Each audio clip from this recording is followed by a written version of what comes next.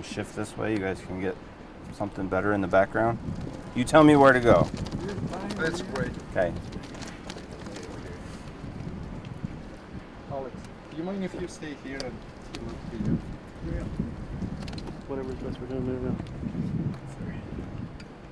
Coming your way.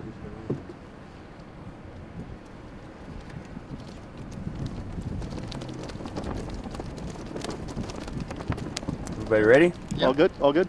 Okay. Cody Stromberg, C-O-D-Y. Stromberg is S-T-R-O-M-B-E-R-G. I'm the Deputy Police Chief for Herriman City. This morning at about 6:45, our officers responded to the area 11850 South and Rushmore Park Lane on a reported break-in. A neighbor observed a female break a back window of a residence and enter that residence. Our officers discovered this was the same female they had dealt with previously on a call at the nearby Taco Bell where she'd caused a disturbance there, and at that point the officers were aware she was armed with a knife.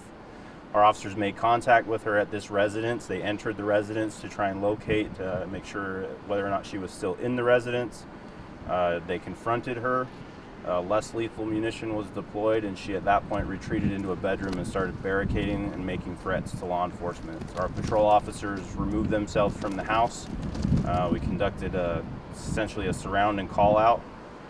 We made contact with this female suspect several times. She's indicated to us that she's not coming out. She's taken active measures to barricade herself inside the house, and she made threats to kill law enforcement officers if we entered.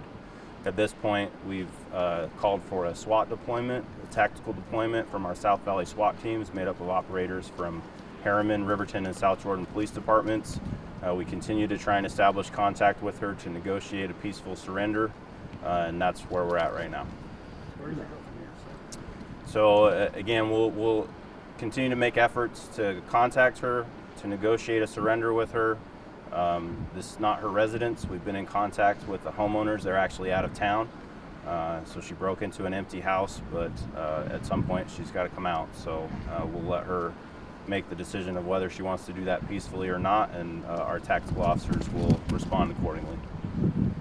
Cody, the Taco Bell, was that a burglary there, or what was? Do you know what's going on there? We would classify that incident more as a disturbance. We knew she was armed with a knife during that, but we're still investigating whether or not there were any crimes committed at the Taco Bell. There was certainly a disturbance that was caused to the employees that were working there. Do you know who she is? We do not. Okay. So at this point, it's approximately 30 to 35-year-old white female. We are investigating leads and have a couple of ideas of who she might be, but at this point, we're not sure. How long will you walk past? The road? Yeah, so the road in the nearby area is restricted. There's a shelter-in-place area. There's a shelter-in-place order for homes in the immediate area, which will be in place for as long as it needs to be. These incidents typically can take several hours. Again, our objective and our goal is for a peaceful resolution and a peaceful surrender, and so we'll slow down and be patient and take the time necessary to ensure that that's the outcome as much as we possibly can.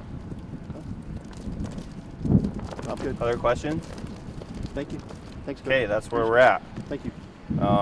If you guys want to pack this stuff up, like I said, I've got a spot behind the houses. You can get a decent shot of the back of the house. We've got